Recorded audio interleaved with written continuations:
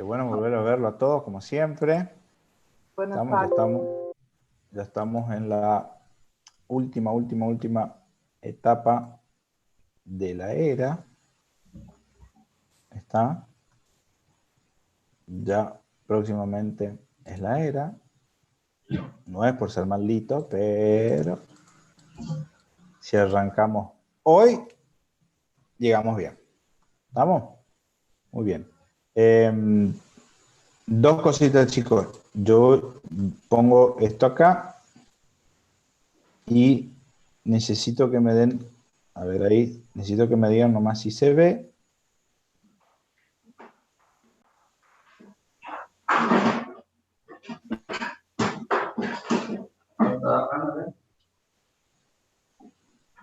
¿Estamos? Leca, ¿se llega a ver? Sí, doctor, se ve. Bueno, Sí, veo, doctor. bien. Porque mi internet está bastante inestable, si no me voy a conectar a... Ahí está. Bueno. Estamos. ¿Ahí ven? ¿Ven esa diapo ahí?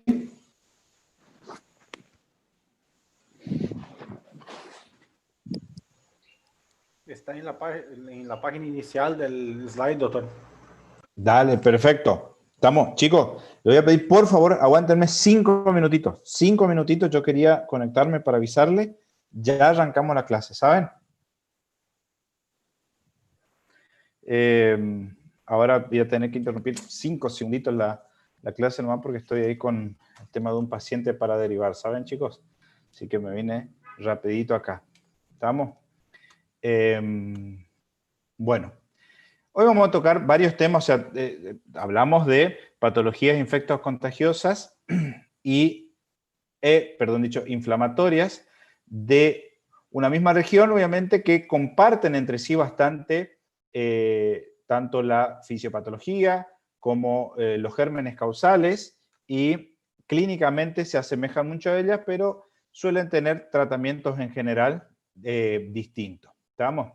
¿De qué grupo de patologías estamos hablando? Obviamente de las meningitis, las encefalitis, los abscesos encefálicos o la encefalitis crónica y el empiema. ¿Estamos? Muy bien. Obviamente anatómicamente nosotros vemos que la calota tiene las distintas capas, obviamente por la piel, la aponeurosis que recubre el periósteo y la calota propiamente dicha, y inmediatamente por debajo de las mismas tenemos las meninges. ¿Estamos? Las meninges están conformadas por 3 capas, ¿no? La dura madre, la aracnoides y la pía madre. Entre la aracnoides y la pía madre, donde circula todo el aparato vascular de las meninges, y a su vez estas 3 meninges se dividen en dos, tienen una subdivisión. La aracnoide, que tiene una capa parietal que da en contacto con la dura madre y una capa visceral que tiene contacto con la pía madre. ¿Estamos? Entre la capa visceral de la aracnoide y la pía madre está la leptomeninge, ¿estamos? Y entre la capa parietal de la aracnoide y la dura madre está la paquimeninge. ¿Estamos? Nosotros vamos a empezar hablando sobre la leptomeninge, ¿está? Obviamente los procesos infecciosos que comprometen ese lugar. ¿Estamos? La meningitis, obviamente, por definición, es la inflamación de las membranas de la médula espinal y el cerebro, o sea, sus meninges, usualmente causada por una infección. Lo más común es que sean las meningitis bacterianas, ¿estamos? Que es una infección supurativa localizada dentro del espacio subaracnoideo, como yo le había indicado hoy en la flechita, y que se acompaña con una reacción inflamatoria de las meninges, del espacio subaracnoideo y del parénquima cerebral. Este proceso inflamatorio que compromete estas tres estructuras anatómicas hace que la clínica sea bastante florida y similar en los distintos procesos infecciosos inflamatorios como vamos a ver ahora. ¿Estamos?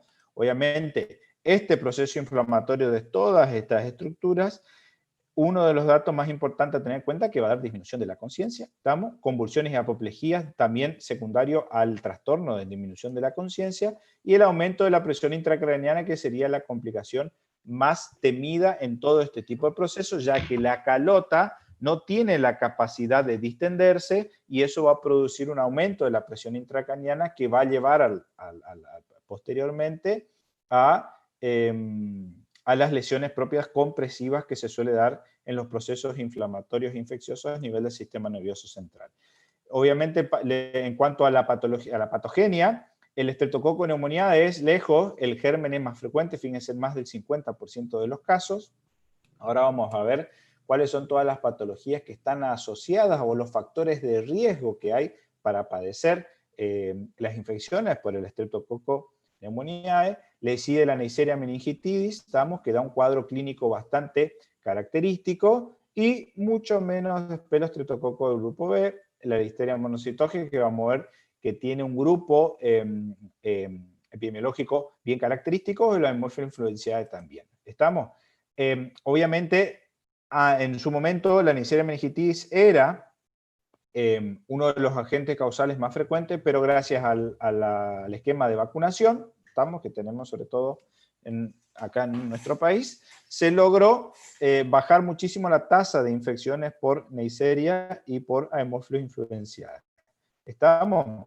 El estreptococo neumoniae es la causa más frecuente de meningitis, sobre todo en pacientes adultos jóvenes y mayores. Y fíjense como siempre está asociado a un foco infeccioso primario que se disemina a nivel de las meninges. ¿Estamos? Como puede ser la neumonía por el neumococo. También asociado a otros factores de riesgo, el alcoholismo, la coexistencia de otras patologías producidas por el neumococo, como dijimos bien, puede ser tranquilamente una neumonía. Aquellas comorbilidades, por ejemplo, en los pacientes diabéticos, en los pacientes EPOC, los pacientes esplenectomizados, por eso los pacientes que tuvieron que haberse sacado el vaso por algún motivo, ya sea por un traumatismo, por una lesión, lo que fuera, tienen que recibir sí o sí la vacuna antineumocóxica para evitar este tipo de procesos infecciosos, o obviamente el traumatismo cráneoencefálico. Pero lo llamativo de la meningitis por Streptococcus pneumoniae es que tiene una alta mortalidad a pesar del tratamiento antibiótico iniciado a tiempo. Eso obviamente va a depender mucho de la virulencia del germen y del estado inmunológico del paciente. Estamos hasta acá, chicos, porque no logro verlos y no sé si me están escuchando. Sí, doctor, está todo bien. Sí, doctor, se escucha bien. Perfecto. Sí, doctor, está Discúlpenme, perfecto. dale, discúlpenme si arranqué un poco rápido, que vengo un poco acelerado por esta derivación que tengo que hacer, chicos, pero ya vamos. ¿Estamos? Muy bien. Ustedes me avisan nomás, yo freno un poquitito y sigo.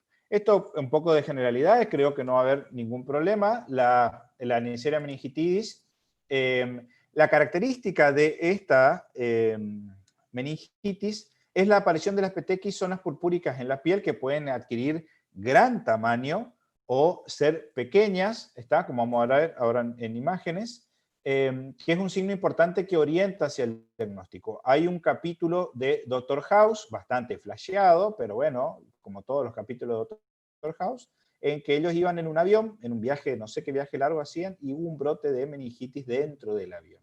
¿Estamos? Es bastante interesante el caso, búsquenlo, no me acuerdo cómo se llama, yo si encuentro el nombre del capítulo les paso después. En un paciente obviamente puede ser fulminante, ya que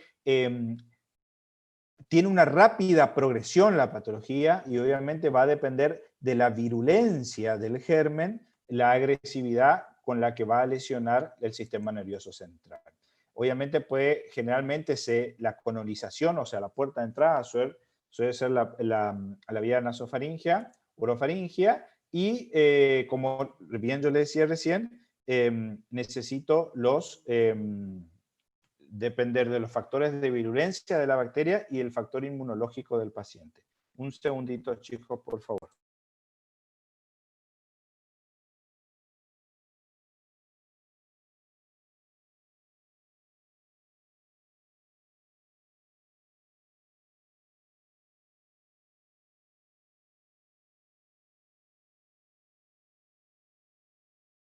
a pedir 1000 disculpas, chicos, no me gusta estar interrumpiendo, pero hoy lamentablemente me tocó así.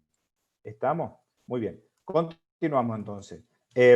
Obviamente podemos estar causados también por los meningitis, por los bacilos gram negativos, sobre todo en aquellos pacientes que padecen de una enfermedad crónica, en aquellos pacientes que pueden estar en cierto grado de postración, como complicaciones de intervenciones quirúrgicas, los pacientes internados por largos periodos. Fíjense que la otitis, la mastoiditis, la sinusitis, como vamos a ver ciertos gérmenes en particular, favorecen a la aparición, sobre todo por los anaerobios gram negativos, ¿tá? O el estafilococo aureus, muy común en los pacientes con infecciones a nivel del tejido superficial como de la piel, como puerta de entrada, o el Haemophilus influenzae, la enterobacteria.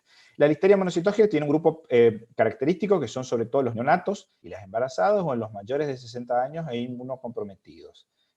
Pero de todos ellos, los neonatos es el germen más comúnmente que hay que descartar, ¿estamos? Y suele ser por la ingesta de los alimentos contaminados. Los estafilococo aureus y los coagulasa negativas también están muy frecuentes tras intervenciones neuroquirúrgicas. Obviamente son gérmenes propios de la piel, o sea que si lamentablemente no se logra tener una correcta antisepsia antes del procedimiento, o si el paciente tuvo un traumatismo cráneoencefálico con comunicación externa, eso va a favorecer que estos gérmenes de la piel tengan intervención o contacto con el tejido encefálico y producir la infección de la misma. ¿Estamos? Siempre cuando uno ve este tipo de algoritmo, obviamente siempre queda con esta cara, ¿no? Güey, ¿para qué esto? Bueno, pero esto sirve, resumiendo, acá está toda la fisiopatología de la invasión del espacio subaranoideo, que tiene 2 o 3 cosas que quiero que queden claro. La primera que hay que tener en cuenta que la infección o la invasión por el microorganismo produce una alteración de la barrera hematocefálica. ¿Estamos? Esto va a aumentar la permeabilidad de los vasos sanguíneos y la salida de las proteínas del plasma líquido cefalorraquídeo, que esto va a ser fundamental y obviamente la migración de linfocitos para proteger para la respuesta inflamatoria como cualquier tejido. Esto son los datos fundamentales porque van a llevar a la larga, si no se tiene un tratamiento adecuado, no se logra frenar esto, al aumento de la presión intracraneana. Que este aumento de la presión intracraneana es la máxima complicación o la más temida a la hora de hablar de las infecciones del sistema nervioso central. Obviamente, si esto se mantiene en el tiempo, puede llevar a la isquemia cerebral con muerte neuronal, que muchas veces suelen ser irreparables. ¿Estamos, chicos? Entonces, lo importante acá es que todas estas alteraciones que producen las endotoxinas, la invasión propia de los microorganismos con sus adhesinas, con sus enzimas proteolíticas, etcétera, etcétera, aumentan la permeabilidad de la barrera hematocefálica con la travasación de líquido, de material inflamatorio, que eso lleva al aumento a la larga de la presión intracraneana. ¿Estamos?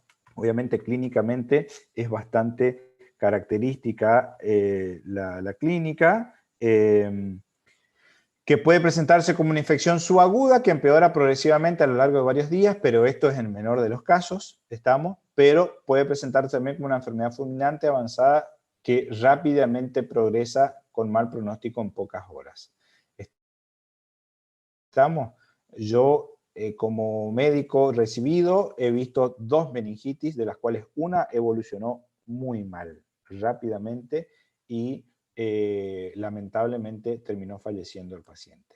¿Estamos? Obviamente la tríada clásica es la fiebre, la rigidez de nuca y la cefalea. Sumado a esto, otras manifestaciones clínicas como son la fotofobia, los vómitos que se le llaman vómitos en chorro, típico de la hipertensión endocraniana. ¿Estamos? Más del 75% de los pacientes, fíjense que producen alteración del nivel de conciencia, que esto va a ser fundamental a la hora de evaluar el pronóstico de la patología. Se vio que con cuanto mayor trastorno de conciencia ingresa al paciente, es peor el pronóstico, como vamos a ver ahora. Estamos, obviamente, náuseas, vómitos y fotofobias, como le dije yo, que eran muy frecuentes, pero obviamente si no tienen, no excluye la patología, ya que no son patognomónicos de la meningitis. entre el 20 y 40% puede presentarse con convulsiones como cuadro inicial asociado a cuadros febriles. Si estamos hablando de fiebres altas, digamos 39, 40 grados de fiebre, que uno puede llegar a asumir que son convulsiones o contracciones tónico-clónicas de origen febril, y tenemos que buscar el foco neurológico siempre.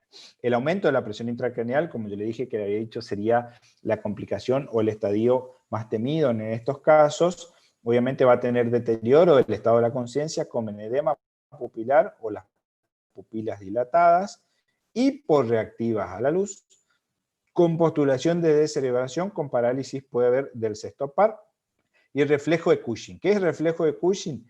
Bradicardia, hipertensión arterial y respiraciones irregulares. ¿Estamos? El reflejo de Cushing nos va a indicar mal pronóstico, ¿estamos?, al ingreso del paciente. Y otra cosa que siempre, como tiene trastornos del sensorio tendiente a la obnubilación, a la somnolencia o al coma, el edema o las pupilas dilatadas, la midriasis, es también indicativo de mal pronóstico al ingreso. ¿Estamos? El reflejo de Cushing, muy mal pronóstico, chicos. ¿Estamos? Obviamente que si esto me habla de que está teniendo una hipertensión endocraniana o intracraniana importante, moderada, severa, que sería el riesgo más temido de esto, la herniación cerebral. ¿Estamos? Como se puede ver, por ejemplo, en este caso acá. Se puede ver, puede ser por un hematoma subdural o un absceso subdural secundario a un traumatismo, un proceso. Puede provocar la herniación cerebral y esto es mortal. ¿Estamos, chicos? Fíjense acá, yo le puse a modo de ejemplo lo que es un fondo de ojo con un edema de la papila. Acá yo le pongo modo lo normal. Fíjense la gran regularidad que tiene el quiasma óptico. ¿Estamos? Y la mácula, pero fíjense en este caso donde tenemos un edema de hipertensión intracraneana, cómo se ve la irregularidad del borde, el quiasma óptico, y la mácula cómo se ve más borroneada. Si bien por ahí en la imagen está pixelado, porque está ampliada la imagen, vamos, yo si logro subir a la plataforma la clase, mírenla bien después. ¿Se llega a ver bien ahí, chicos? ¿Sí? Sí, doctor, Sí, doctor, se se observa ve bien. bien. Sí, doctor. Perfecto. Bien, bien, muy bien. Podemos continuar. Entonces esto es fundamental, chicos. ¿Estamos? Esto se puede hacer tranquilamente en la práctica, en la atención primaria, ya sea en la guardia o en las internaciones de clínica general. La doctora Sosa y la doctora Ostriñuk, cuando yo rotaba en la facultad, nos hacían hacer el fondo de ojo. Saben mucho, así que tienen que aprovecharlas a cualquiera de las dos. ¿Estamos? Esta es la posición de celebración. Fíjese con la hiperextensión de los pies y la hiperextensión de los miembros, con la cabeza levemente girada hacia atrás, hiperextendida. ¿Estamos? Esto, mal pronóstico al ingreso del paciente. ¿Estamos, chicos? Los signos meningios obviamente son aquellas manifestaciones clínicas y el examen físico que son sugestivos de inflamación meningia. Y estamos hablando acá de inflamación meningia. No necesariamente tiene que ser un proceso infeccioso por un microorganismo. Estamos hablando de un proceso inflamatorio a nivel de las meningias. Tiene una actitud patológica y característica que las en gatillo de fusil, ¿estamos?, que suele tener el paciente con hiperextensión de la cabeza, con los miembros flexionados sobre el tronco, miembros superiores flexionados sobre el tronco y los miembros inferiores levemente flexionados, que da la típica actitud en gatillo de fusil. ¿Estamos? Estas actitudes son muy importantes, ya que cuando nosotros entramos y vemos al paciente, ya la actitud debe ser sugestiva para nosotros al diagnóstico. ¿Estamos? Acá tenemos otra imagen, fíjense, con la extensión de la cabeza, los miembros flexionados sobre el tronco, miembros superiores flexionados sobre el tronco y los miembros inferiores sobre el abdomen, da la imagen en gatillo de fusil. Estas vamos a acordarles que nosotros ya puede ver y puede ser sugestivo de una patología. En este caso, si bien el paciente le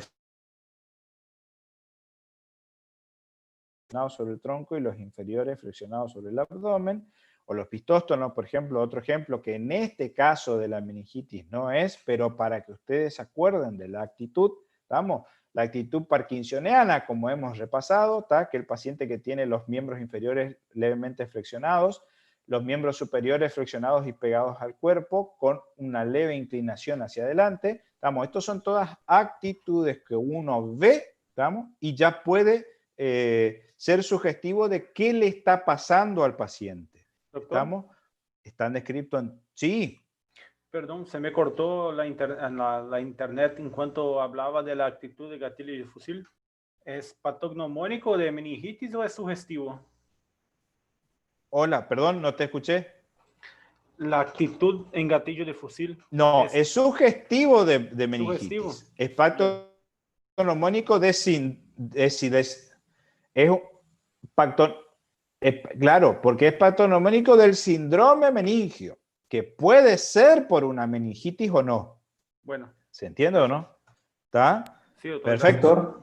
Doctor, Sí. ahí había una pregunta en el chat. No sé si usted vio. Que pusieron No para estoy pudiendo pasarlo. ver, chicos. ¿Qué decía? Perdón. Decía, sí, decile, Georgina. Es sobre el edema de papila. Pregunta si puede ser que las arterias van disminuyendo su tamaño y las venas se van dilatando, o es al revés, cuando estemos por el fondo de ojo, pregunto. No, las venas se van dilatando, exactamente, porque hay congestión arterial con dilatación de las venas. ¿Está? ¿No es cierto? Bueno. ¿Estamos hasta acá, chicos? ¿Me están siguiendo? ¿Sí? Sí. ¿Está? Bueno, entonces, como yo les decía, la actitud que uno quiere, que tanto insisten a la hora del examen semiológico, es porque nosotros vemos un paciente con una clínica sugestiva y nos ayuda a llegar al diagnóstico, a suponer qué le está pasando al paciente. ¿Estamos? ¿Está? Fíjense en la actitud atáxica, obviamente, que el paciente que tienda a aumentar las bases de sustentación, ¿estamos? Y tiene un tambaleo, estamos hacia adelante, hacia atrás y hacia los costados, típico de la actitud atáxica en el síndrome cerebeloso. Repito, esta que estamos hablando no tiene nada que ver con el síndrome meningio o la meningitis, estamos hablando de la actitud como ejemplo. ¿Se entiende ese caso, chicos, o no? ¿Sí? La actitud característica del síndrome meningio es el engastillo de fusil. ¿Se entiende? Sí, doctor. ¿Están siguiendo o no? Sí, perfecto. ¿Vamos? Entonces, nosotros al ver una actitud podemos suponer qué le está pasando al paciente, ¿está? Y nos orienta, obviamente, nos ayuda a nuestro diagnóstico. ¿Estamos? Fíjense en la genupectoral, ¿estamos? Que aquí el paciente que tiende a estar inclinado hacia adelante, abrazando una almohada o los miembros inferiores, típico de la inflamación abdominal, más sugestivo de una pancreatitis. ¿Estamos? Muy bien. Y después vamos a tener casos, repito, donde uno ve una actitud del paciente y uno asume qué le está pasando. ¿Estamos? Hay una actitud muy típica, que vamos a ver distintos ejemplos, donde podemos ver que el paciente se inclina con los puños cerrados, con la cabeza mirando hacia el piso, luego estira los brazos levantando la cabeza y posterior termina levantando los miembros superiores, ¿estamos? Que es sugestivo de que está sonando terrible cumbión de fondo y el paciente se está dejando llevar por la música. Pongo varios ejemplos para que ustedes vean, ¿estamos? Fíjense, el Diegote le pasa exactamente lo mismo, a la abuela le pasa exactamente lo mismo, o sea que uno ve esta imagen, es cumbión de fondo. ¿Estamos? Muy bien. Estas actitudes suelen estar exacerbadas por, pongo algunos ejemplos, estamos, por lo menos sobre todo de mi época, por ahí hay gente muy joven acá que no conoce la mitad de los grupos, están con el reggaetón, esa música que está maldiciendo la música la mundial. Banda de Lechuga. Bueno, pero son íconos, ¿está? Yo ya te quiero ver bailando la Banda Lechuga vos en el pub ahí cuando vuelva. ¿Está? Muy bien. Estamos. Igual acá está faltando, falta Bronco, falta varios conjuntitos. Muy bien. No, bueno, volviendo en serio, chicos. Esa actitud hace que uno, al tener una clínica X y ver la posición, la actitud del paciente, no es sugestiva para, obviamente, ver cuál puede llegar a ser la patología del paciente. Las 4 maniobras típicas para evaluar el síndrome meningio son las maniobras de Kerning y de Brusinski.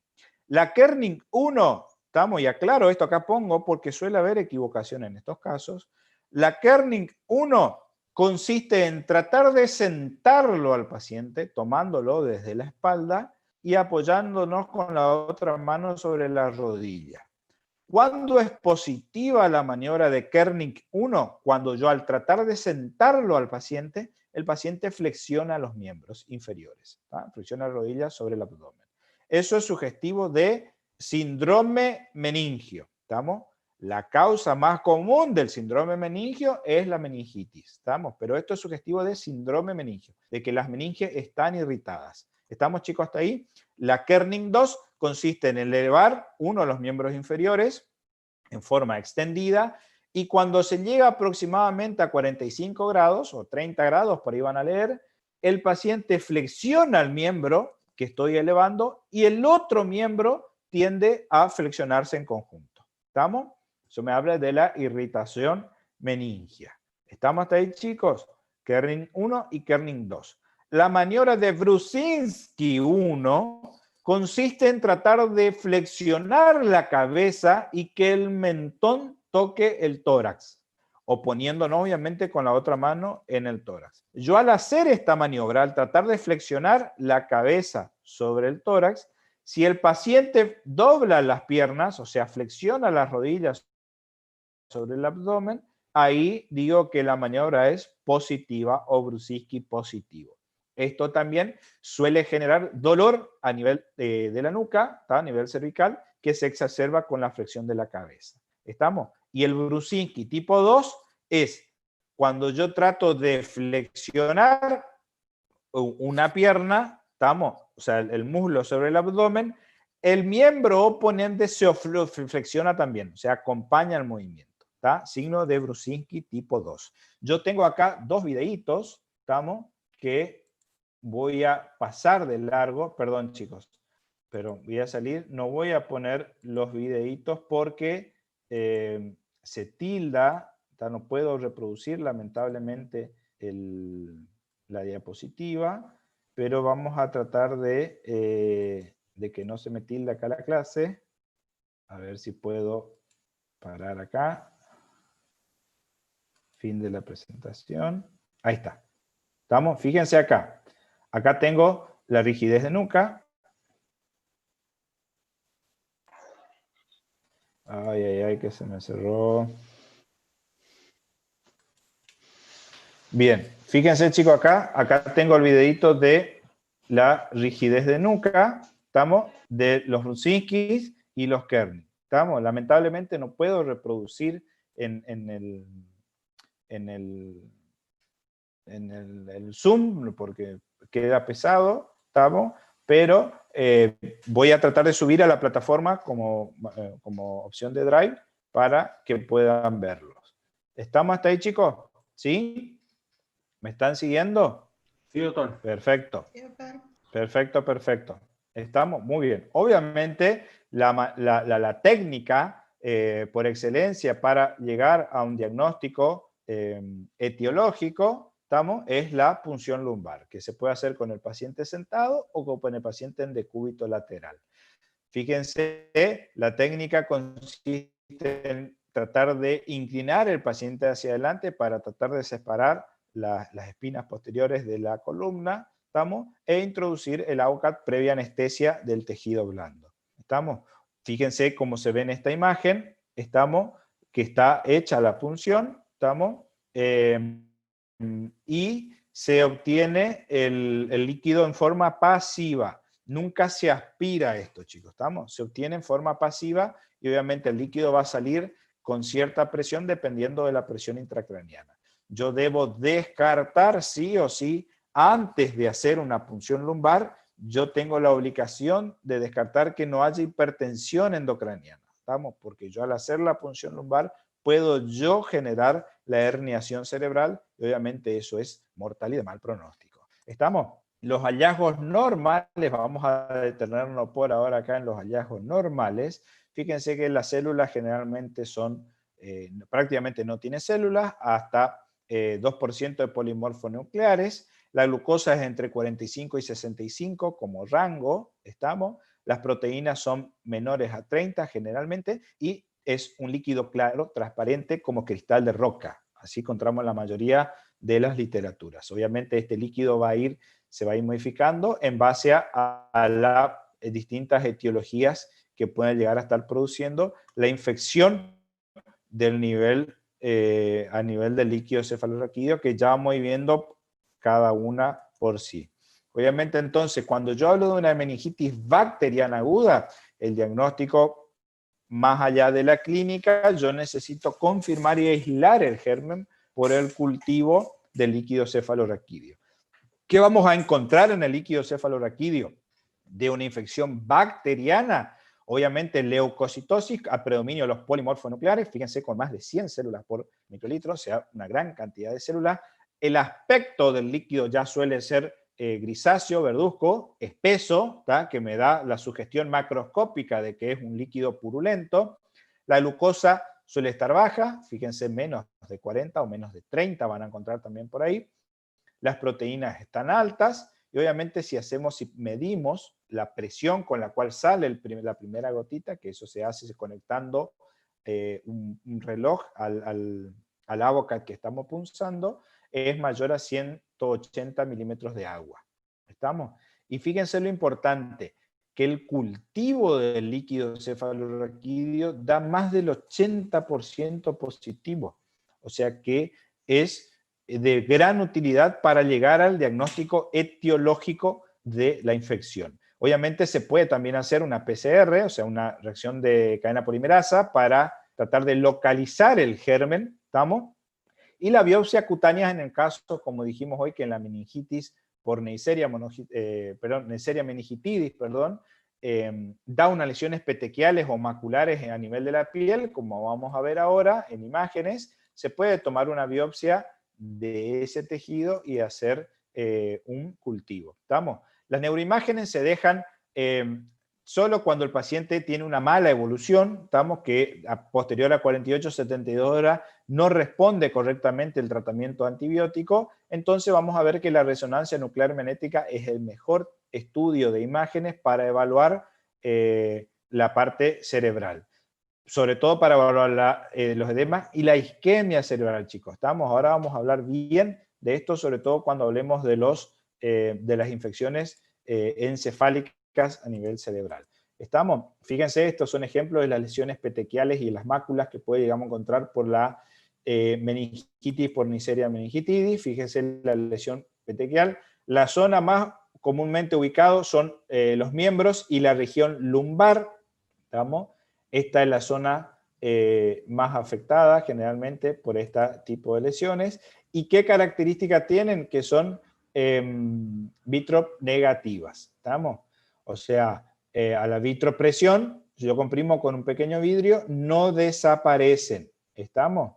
Muy bien. Esto es dato fundamental, porque pueden ser petequias por otras causas, ¿tá? Y yo puedo dar falsos positivos. ¿Estamos? Entonces, ¿qué características tienen esta petequia? Que son vitropresión negativo. ¿Estamos? O sea, no desaparecen a la compresión con un cristal. ¿Estamos? Las neuroimágenes, obviamente, ¿cuándo están indicadas las neuroimágenes? Cuando el líquido cefalorraquídeo continúa siendo positivo para el cultivo, a pesar de un tratamiento antibiótico de al menos 72 horas. ¿Estamos? Obviamente que queda con focalización neurológica persistente o que haga meningitis en forma recurrente en un paciente que está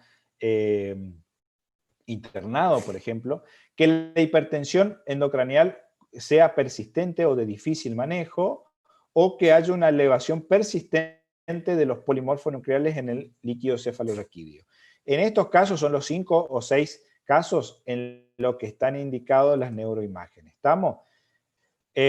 Obviamente, ¿qué podemos encontrar en las neuroimágenes, ya sea tomografía o resonancia magnética? En las características o la gravedad del edema cerebral, la dilatación ventricular, la herniación o la aparición de desviación de la línea media, que eso va a ser fundamental a la hora de evaluar si está teniendo compromiso compresivo el paciente, la presencia de empiemas, obviamente, o efusión subdural, como vamos a ver ahora más adelante, hemorragias y presencias de infarto, abscesos cerebrales, que es nuestro último tema, como vamos a ver ahora, trombosis de los senos venosos, infartos de la médula espinal, o incluso encontrar cuál pudo haber sido la causa de entrada, ¿estamos? El foco de entrada, que pueden ser las sinusitis o las mastoiditis. ¿Estamos? Muy bien. ¿Qué diagnósticos diferenciales? Pregunta examen, generalmente esto, diagnósticos diferenciales de la meningitis, que pueden ser los infecciosos, las meningoencefalitis virales, ¿tá? Presenta una clínica bastante parecida, pero suele ser de comienzo más insidioso. Las infecciones por la rickettsia, la empiema subdural o epidural, o los abscesos encefálicos. Estos son los dos últimos temas que vamos a ver ahora. Vamos a ver que, si bien son procesos infecciosos del tejido nervioso central, suelen tener una clínica un poquitito menos agresiva al comienzo y se va manifestando a largo tiempo. Y los no infecciosos, obviamente, la hemorragia subaranoidea, las carcinomatosas, ese siempre hay que tener presente, que el paciente esté haciendo un secundarismo a nivel cerebral. Fíjense las químicas que pueden ser por medio de contraste, los citostáticos, los antibióticos intracraniales, los anestésicos, chicos, ¿está? A mí me ha tocado ver dos chicas fueron, que en poscesárea, ¿está? Poscesárea inmediata, o sea, antes del mes, consultaban por un cuadro meningio. Cefalea intensa, fotofobia, vómitos en chorro, rigidez de nuca, una clínica floridísima de síndrome meningio, chicos, ¿estamos? Y como antecedente de importancia, tenían una cesárea previa de menos de 30 días de evolución. Las actínicas son secundarias a las radioterapias, sobre todo en aquellos pacientes que tengan tumores, o sea, secundarismos a nivel cerebral para tratar de disminuir el tamaño. Los paraneoplásicos o las asépticas, como vamos a ver ahora. Las enfermedades de depósito, las enfermedades idiopáticas raras, como la sarcoidosis, o la hipertensión endocranial de otra causa. ¿Estamos? Muy bien. El tratamiento de la meningitis es fundamental el inicio precoz del tratamiento y tratar de perder la menor cantidad de tiempo posible en llegar al diagnóstico.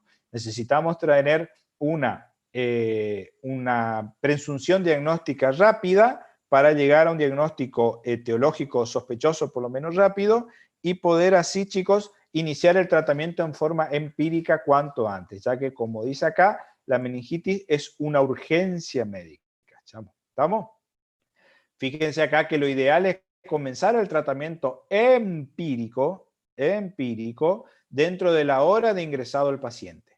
¿Estamos? O sea que, si bien en una hora tenemos mucho tiempo para revisar el paciente, cuanto antes empecemos el tratamiento antibiótico, es mejor. ¿Estamos? Tiene mejor pronóstico. ¿Estamos? Fíjense acá, pongo un cuadrito de los tratamientos empíricos. ¿Estamos? Si tengo los productos o sea, pacientes neonatos o los pacientes, los chicos prematuros con signos meningios, la asociación de ampicilina y cefotaxima, o sea, una cefalosporina de tercera generación, es la ideal. En los lactantes, que también suele ser la listeria monocitógena, es una gran causa, ampicilina asociado a una cefalosporina de tercera generación, como la cefotaxima o la ceftriaxona. En los niños inmunocompetentes mayores de 3 meses y en los adultos hasta los 55 años, fíjense, cefalosporina de tercera generación. De elección, chicos, estamos a dosis alta, ahora vamos a ver, generalmente se dan de 4 gramos por día, que puede estar asociado a vancomicina para cubrir los estafilococos de la piel, ¿estamos? Entonces podemos empezar en forma empírica hasta tener el resultado de la punción lumbar, del cultivo y el antibiograma, y una vez que tenemos eso, ajustamos nuestro tratamiento antibiótico. ¿Estamos? Fíjense acá, en los pacientes mayores de 55 años que tengan alguna patología de alguna comorbilidad o el antecedente de alcoholismo, se hace un triple esquema, ampicilina, cefalosporina de tercera más banco, estamos hasta tener el resultado normalmente del cultivo, y en aquellos pacientes con meningitis de origen nosocomial o que tengan secundarias a un traumatismo craneoencefálico o una cirugía neurológica, fíjense que también se da triple esquema. ¿Estamos? Ampicilina, ceftazidima y vancomicina. La vancomicina sobre todo para cubrir los estafilococos aureus o los estafilococos coagulasa negativa y el resto para los streptococos. ¿Estamos? Fíjense acá las dosis, ¿estamos? Se hace, como habíamos dicho, la ceftriaxona era de elección en el paciente adulto a dosis de 4 gramos por día, o sea, 2 gramos cada 12 horas. ¿Estamos, chicos? Doctor,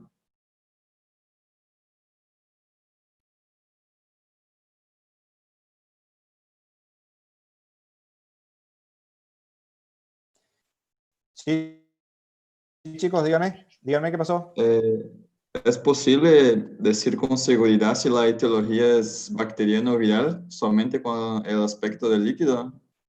Y la respuesta a grandes rasgos sería sí, ¿tá? Porque si yo ya hago una punción y viene un líquido purulento, turbio, entonces yo ya asumo que eso es bacteriana.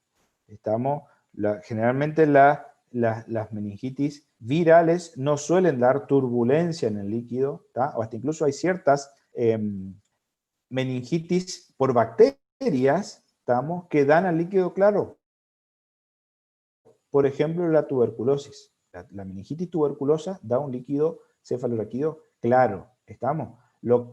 Pero más allá de por ahí las características macroscópicas del líquido, lo que va a ser fundamental es el cultivo y las técnicas de estudio del líquido, como ahora vamos a ver.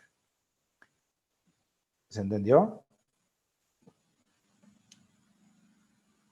No sé quién había preguntado. Sí, gracias. ¿Está? Doctor. Bueno, chicos, sí, Jonathan, decime. En cuanto a un paciente en postoperatorio inmediato que se utiliza raquianestesia, no sé cuán común es, pero ya observé ocurrir la hipotensión licórica, que a grandes rasgos así se puede parecer un poco por la cefalea intensa que da, pero no hay fiebre, comparar con la meningitis. Pero claro, sí. ¿Se podría decir que es un diagnóstico diferencial en un paciente postoperatorio inmediato? Sí, ojo, por una cosa que nosotros hablemos que esté teniendo una meningitis el paciente, o sea, una infección de las meninges, o esté teniendo un síndrome meningio, ¿estamos? Secundario a la patología, a la punción lumbar. A ver, si quiero que me entiendan, ponerle que el paciente tiene una complicación secundaria, una punción lumbar por una cirugía X. El paciente va a venir a la consulta por un síndrome meningio. ¿Estamos? Rigidez de nuca, fotofobia, cefalea intensa, mucha cefalea intensa, náuseas, vómitos, hasta incluso puede tener Kerner-Brusinski, puede tener Babinski positivo. Eso es todo indicativo de un síndrome meningio. Queda en nosotros después descartar si es una meningitis o no. ¿Se entiende la diferencia o no? Yo puedo tener un síndrome meningio, pero que no sea por una meningitis bacteriana infecciosa. Puede ser tranquilamente química por los anestésicos que le hice, ¿tá? Y se va a comportar de esa manera. Sí, gracias, doctor. ¿Se entendió, Jonathan? ¿Sí? Sí. ¿Tá? Bueno, chicos, hago 2 minutitos un parate acá. Les pido nuevamente 1000 perdón porque no me gusta esto, pero ya vengo. 2 cositas y ya vengo. ¿Estamos? Aguántenme, por favor, no se vayan. Hay 200, ya le digo, hay 228 conectados. Voy a controlar esto.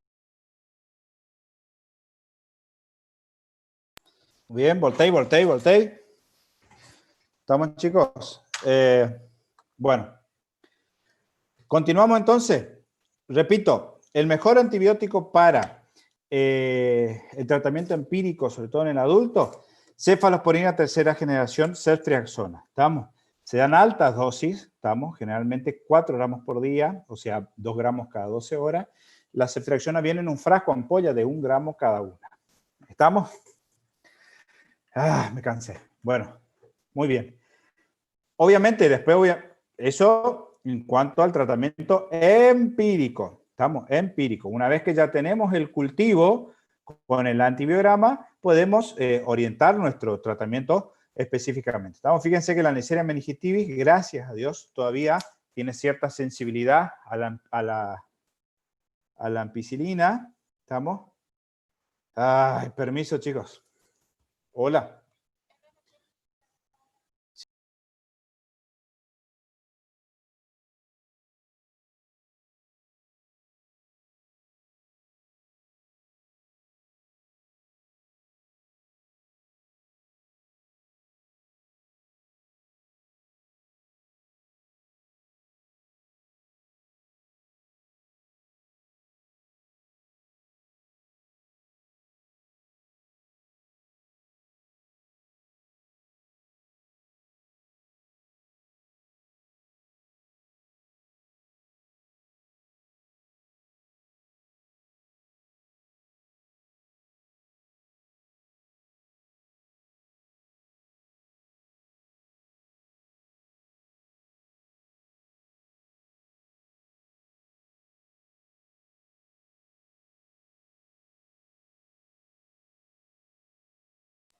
Muy bien, cuando tenemos el germen específico, ya podemos orientar nuestro tratamiento en base al antibiograma que tenga resultado, ¿no? Obviamente la Neisseria meningitis, gracias a Dios, la mayoría son sensibles a la penicilina, o sea que se puede dar penicilina o ampicilina. Ahora, aquellos resistentes, optamos nuevamente por las cefaloponías de tercera generación, siendo la ceftriaxona la indicada. ¿Estamos? Fíjense, los streptococos también pueden haber sensibles a la penicilina, aunque bien hay mucho más resistencia, pero fíjense que la opción es la ceftriaxona. ¿Estamos? Ahora, aquellos pacientes resistentes se puede hacer tratamiento combinado de una cefalosporina de tercera generación más vancomicina. ¿Estamos? Fíjense que las pseudomonas responden muy bien a las cefalosporinas de tercera generación. Ahora bien, si nosotros tenemos los estafilococos, ¿estamos? Esto vamos a dejar, ya hablamos de la pseudomona. Los estafilococos, que dijimos eran de la piel, ¿estamos? Generalmente vancomicina, chicos, no se espera, no se da, y a menos que el antibiograma tenga una muy buena respuesta al tratamiento antibiótico, para los estafilococos se suele preferir continuar con vancomicina el tratamiento. La listeria monocitógenes, como dijimos en los neonatos, la ampicilina y la genta, la asociación es muy buena. ¿Estamos? Para la hemófilus, la ceftriaxona nuevamente. ¿Estamos? Y las pseudomonas, esto es cuando el paciente está asociado a las infecciones por respirador. O sea, que son aquellas pseudomonas con cierta resistencia. Fíjense que se opta por tratamientos de mayor complejidad. Sobre todo el meropenem o el imipenem, ¿estamos? Son la opción terapéutica en este caso. Pero esto va a depender obviamente del antibiograma, del cultivo y del antibiograma, cómo me dé el resultado. ¿Estamos, chicos? ¿Cuándo yo puedo llegar a utilizar los corticoides en la meningitis? Y en realidad no hay una indicación exclusiva, o sea, no hay una indicación que diga que sí o sí hay que darles. ¿Estamos? Sobre todo se está demostrado como coadyuvante que en los meningitis por hemófilos influenza en los niños, ya que esto mejora mucho la complicación, una de las principales complicaciones de la meningitis por hemófilos, que es la hipoacusia que genera como complicación. ¿Estamos? En los adultos, con la meningitis por neumococo, no hay evidencia suficiente que avalen la indicación de la utilización de corticoides en los pacientes con meningitis. ¿Estamos? Ahora, suele ser sí de gran utilidad en aquellos pacientes que tengan traumatismo craneoencefálico, estamos con hemorragia craneoencefálica, se vio que puede tener cierta utilidad para tratar de disminuir el proceso inflamatorio local. A menos que se produzca una sepsis generalizada, estamos con foco neurológico, los corticoides tienen un uso controversial. ¿Estamos, chicos? Muy bien. Entonces, resumiendo, obviamente yo tengo mi paciente con un cuadro febril, náuseas, vómitos, rigidez de nuca y con síndrome meningio al examen físico, ¿estamos? A la clínica. Entonces yo tengo la sospecha de que es una meningitis. ¿Qué es lo que tengo que hacer? Obviamente, previamente realizado el fondo de ojo para descartar la presencia de hipertensión endocraniana, hago la punción lumbar. Si en la punción lumbar tengo disminuido la glucosa, la celularidad aumentada con deterioro del sensorio, obviamente tengo que asumir como una meningitis bacteriana y empezar el tratamiento antibiótico cuanto antes. Acuérdense que habíamos dicho que si empezamos dentro de los primeros 60 minutos de ingresado el paciente, tiene muy buen pronóstico a la hora de la evolución. ¿Estamos? Ahora, si la celularidad es baja, o sea, tiene menos de 1000 por campo, el paciente está estable, la glucosa del líquido está normal o levemente disminuida y en el directo no se ven ningún tipo de microorganismo, puede ser una meningitis aséptica, que ahora ya vamos a hablar de la meningitis aséptica. Esto da un cuadro un poquitito más paulatino en cuanto a su evolución y nos da un poquitito más de tiempo para iniciar el tratamiento. Pero en el caso de que sea bacteriana la meningitis, el tratamiento antibiótico es fundamental que se inicie cuanto antes. En los pacientes dudosos, o sea que el líquido cefalorraquídeo, como en este caso, que da como una impresión, una meningitis aséptica, se puede repunzar al paciente, pero al menos 6-8 horas después. ¿Estamos? Siempre antes de la punción lumbar, descartar que el paciente no haya hecho en ese tiempo, en esa progresión, una hipertensión endocraniana. Se puede hacer profilaxis en aquellos pacientes que hayan tenido el diagnóstico de la meningitis por la Neisseria meningitidis, ¿estamos? Y aquellos pacientes, obviamente, que conviven con el paciente, o aquellas personas que tuvieron durante 4 horas, tuvieron contacto constante con él, o 4 días previos al diagnóstico, ¿estamos? O los contagios hospitalarios, o sea, sobre todo aquellos pacientes aquellos enfermeros o médicos que estén tratando el paciente, generalmente no requieren de tratamiento profiláctico porque el paciente ya debió haber empezado con el tratamiento antibiótico empírico dentro de la hora, ¿estamos? Y fíjense que tiene que ser al menos 4 horas de contacto, ¿estamos? Muy bien, salvo que se haya respiración boca a boca. La profilaxis para esto se da rifampicina, 600 miligramos cada 12 horas por 2 días, ¿estamos? Principalmente a la familia del paciente. ¿Estamos? Esa es la profilaxis indicada para la meningitis por Neisseria meningitidis. ¿Estamos? Obviamente, de preferencia dentro de las primeras 24 horas de identificado el cuadro, hay que hacer un mapa epidemiológico de los contactos del paciente y tratar de hacer el tratamiento profiláctico lo antes posible. ¿Estamos? Cuando yo tengo hipertensión endocraniana, ¿estamos? Yo obviamente tengo que tratarla si la evolución de mi paciente no es favorable. ¿Estamos? El tratamiento de la hipertensión endocraniana generalmente se hace en terapia intensiva. Estos son pacientes que requieren de internación en terapia intensiva. ¿Estamos? Fíjense, como dice, el tratamiento es escalonado. Sí, perdón. ¿Me preguntaron algo? Hay un chico que le quería preguntar algo, pero usted no lo escuchó. No, quería perdón. preguntarle, doctor, si estos pacientes se aíslan. En realidad no sería necesario por la misma cuestión que te dije recién. Si el paciente tiene un correcto diagnóstico y dentro de los primeros 60 minutos se inicia el tratamiento antibiótico, ¿tá? No debería requerir aislamiento. Obviamente, si yo tengo en una terapia donde tengo muchos pacientes que están inmunocomprometidos y tengo riesgo de contagio de paciente a paciente, lo ideal sería que estos pacientes tengan una habitación con cierto aislamiento. ¿Estamos? Pero si el diagnóstico y el inicio del tratamiento empírico es el adecuado, no requerirían aislamiento. ¿Está? Gracias, doctor. Dale. Muy bien. Entonces, fíjense acá. Cuando yo tengo sospecha de hipertensión endocraniana y que no mejora, lo ideal sería colocar un catéter para medir la presión intracraneal. Ahora vamos a ver cómo se hace. ¿Estamos? Fíjense acá, en el caso de que la presión intracraneal sea más de 20 a 25 milímetros de mercurio por más de 5 minutos, ¿estamos? Lo ideal es, como tratamiento, ojo, estos son todos los casos que se pueden hacer. Extraer el líquido cefalorraquídeo por ventriculostomía, que mediante el cateterismo, el cateterismo se puede hacer.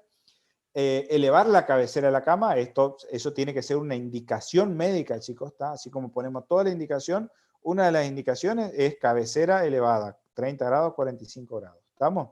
Se tiene que tratar de mantener la osmolaridad o bajar la osmolaridad en el transcurso de las primeras 4 horas de una vez ingresado al paciente. La droga de elección es el manitol. ¿Estamos? El manitol viene en un sachecito, que eso se puede diluir en un sachet de 500 centímetros cúbicos y se hace un goteo midiendo la respuesta clínica del paciente. Acuérdense que los corticoides, como dijimos, pues, si bien está medio es controversial su uso, se puede utilizar en los casos graves de hipertensión endocraniana, ¿estamos? A menos que el paciente tenga un traumatismo craneoencefálico, un accidente isquémico o hemorrágico. En esos casos están contraindicados los glucocorticoides. ¿Estamos? Muy bien. Y obviamente la sedación del paciente para tratar de bajar los niveles de estrés que genera el proceso inflamatorio, que puede ser tanto con morfina, el propofol o midazolam. Estos pacientes que tienen signos de hipertensión endocraniana y que no mejoran, suele estar indicado incluso la respiración mecánica asistida, o sea, que estén conectados a un respirador. Entonces, obviamente, el paciente va a estar sedado para esto. ¿Estamos? Muy bien.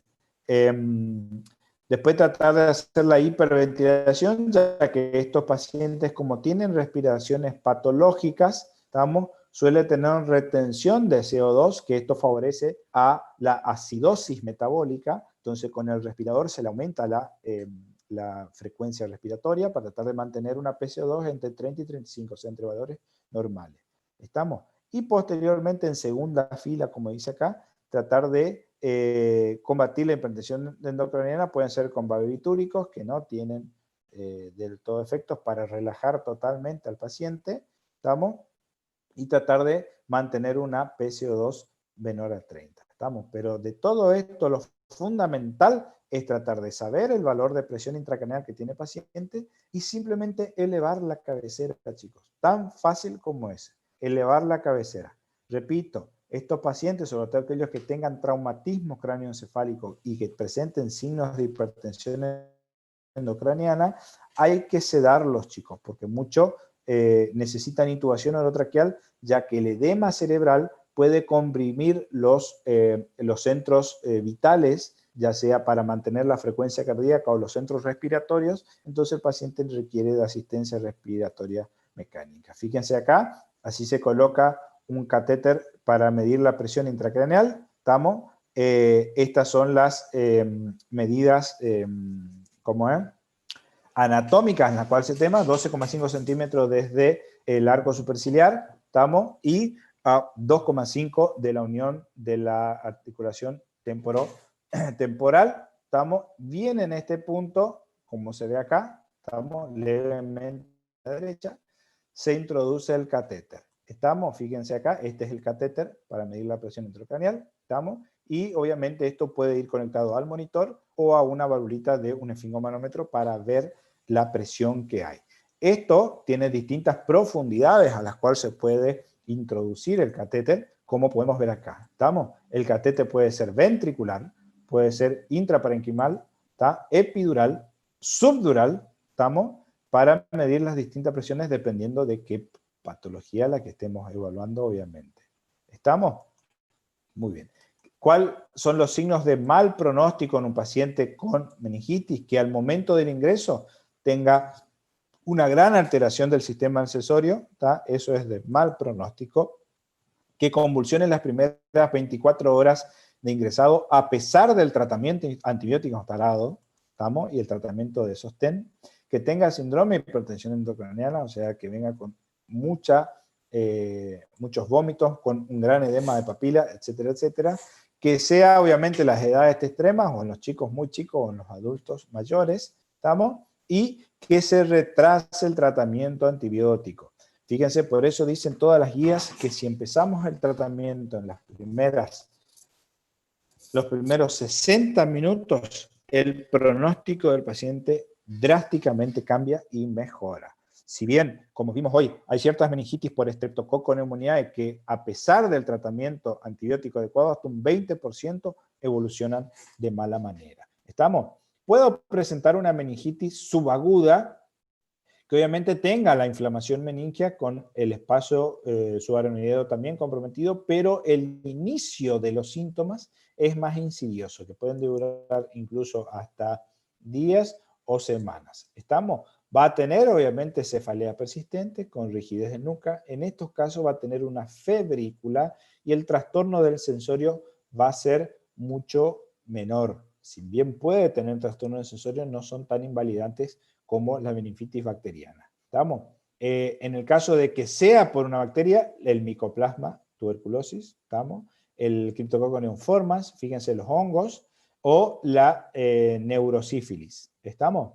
Fíjense que todos, bueno, salvo la sífilis, todos son de crecimiento relativamente lento. Y eso hace que, por eso que la clínica que va a presentar el paciente va a ser un poco más insidiosa y más lenta. ¿Estamos? El paciente obviamente va a tener toda una clínica florida de proceso infeccioso, que lo más llamativo siempre que esté asociado a la meningitis tuberculosa, a una infección tuberculosa, es la sudoración nocturna o las fiebres febrículas por la noche, ¿vamos? Por una cuestión de la progresión del ciclo circadiano hormonal que responden las bacterias, y obviamente en el líquido cefalorraquídeo vamos a tener asplocitosis con aumento de los linfocitos y la glucosa baja, indicativos de un proceso bacteriano, infección bacteriana. ¿Estamos? Fíjense que obviamente voy a tener un aumento de la presión, proteínas aumentadas y la glucosa baja. Y el aumento de las células a nivel del líquido cefalorraquídeo. ¿Estamos? También puedo utilizar los antígenos para tratar de localizar el germen, como se puede hacer a nivel del líquido cefalorraquídeo. Fíjense que por el Cryptococcus mitis puede haber una eosinofilia a nivel del líquido cefalorraquídeo, que generalmente las micosis dan líquido cefalorraquídeo claro, ¿estamos? Y la meningitis sifilítica debe ser métodos treponémicos, ¿está? Como la BRL, por ejemplo, que evaluar la neurosífilis. Hoy en día es raro llegar a tener una neurosífilis, ya que los diagnósticos se hacen bastante temprano. En el hospital de Santo Tomé, hace un tiempito atrás, tuvieron una hepatitis sifilítica, chicos, un caso rarísimo. Creo que la doctora quería hacer un trabajo para presentar, ¿está? Una hepatitis sifilítica, muy raro. ¿Estamos? Fíjense, esto es un líquido cefalorraquídeo de una meningitis tuberculosa, ¿estamos? Que da el signo del velo de la novia, chicos. ¿Está? Fíjense que es un líquido claro, ¿estamos? Pero sobre la superficie del líquido podemos ver cómo está una leve capa blanquecina, ¿está? Que es por la fibrosis. ¿Está? Incluso dentro del líquido vemos cómo cae una pequeña capita, ¿estamos? Blanquecina, casi transparente. ¿Estamos? Signo del velo de la novia. ¿Está? Esto es muy típico de la meningitis por tuberculosis. Como podemos ver, fíjense que el líquido es claro, prácticamente transparente. ¿Estamos? Muy bien. En cuanto al tratamiento de las meningitis subagudas, obviamente va a ser dependiente del germen que le está causando. Fíjense que para los hongos, la mayoría responden muy bien a los azoles, digamos, ¿no? Al fluconazol, itraconazol, el mebendazol o la fluticasona, ¿estamos? Si hablamos de la meningitis tuberculosa, se hace el tratamiento, el cuádruple esquema para tuberculosis, como cualquier otro proceso infeccioso, ¿está? Pero si el paciente es VIH negativo, en estos casos se puede utilizar corticoides a altas dosis, como la dexametasona, para tratar de disminuir el proceso infeccioso granulomatoso a nivel cerebral. Y en el caso de que sea una meningitis sifilítica o una neurosífilis, fíjense que se da penicilina, gracias a Dios no hay resistencia todavía, ¿estamos? A altas dosis, ¿estamos? De T a 4 millones por unidades, 10 a 14 días y posteriormente quedamos por 2.400.000 unidades cada semana por 3 semanas, ¿tá? Hasta que obviamente de la seroconversión negativa que la BRL nos dé negativa. ¿Estamos, chicos? Eso eran todas causas bacterianas o micóticas. Pero fíjense que las meningitis virales es una condición bastante común y raramente es fatal. ¿Estamos? Esto es mucho más común de lo que se cree, sobre todo estaría muy bueno después ver en la última guía de neurología, yo la verdad que no la busqué, les pido disculpas, pero vamos a buscar la cantidad de incidencia que hay de meningitis virales o meningoencefalitis virales. ¿Estamos? Muy bien. Obviamente la cefalea de la meningitis generalmente suele asociarse a la región frontal o retroorbitaria, ¿estamos? Que lo característico es que tiene fotofobia y tiene dolor al movimiento ocular. ¿Estamos? Eso es una gran característica que tiene la cefalea por las meningitis virales. La rigidez de nuca es leve, ¿estamos?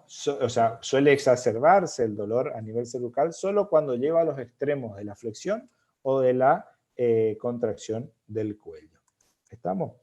Obviamente va a tener, como cualquier proceso infeccioso, puede llegar a tener malestar, mialgias, anorexia, náuseas, dolor abdominal y fíjense lo llamativo que hasta incluso diarrea puede tener. ¿Estamos?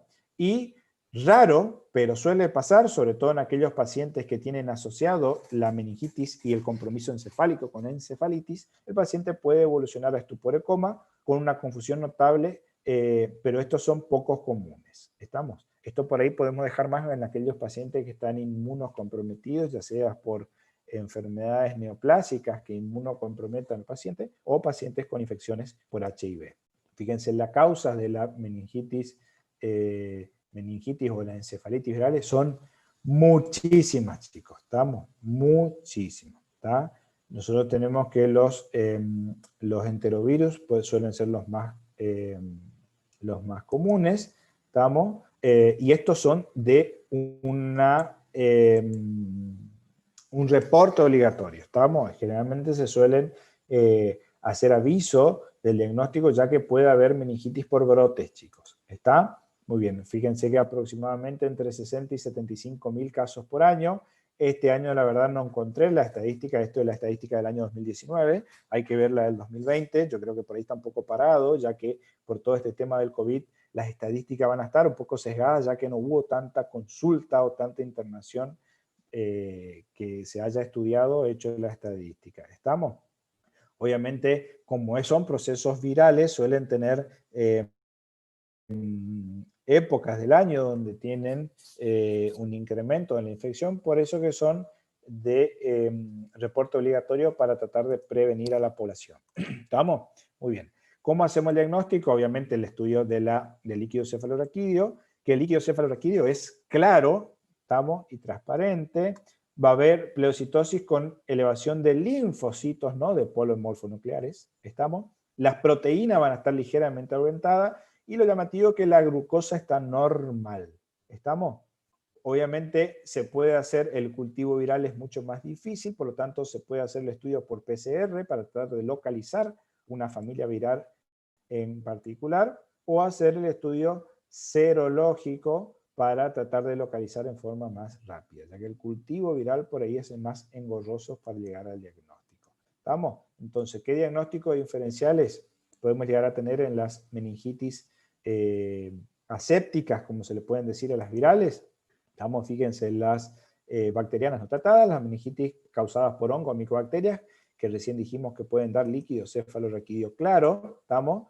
Las neoplásicas, sobre todo aquellas asociadas a tratamiento quimioterápico o síndromes paraneoplásicos o carcinomatosis meningia, ¿estamos? Las enfermedades no infecciosas o secundarias, enfermedades inflamatorias sistémicas, como puede ser el lupus, que sería el ejemplo más característico, ¿estamos?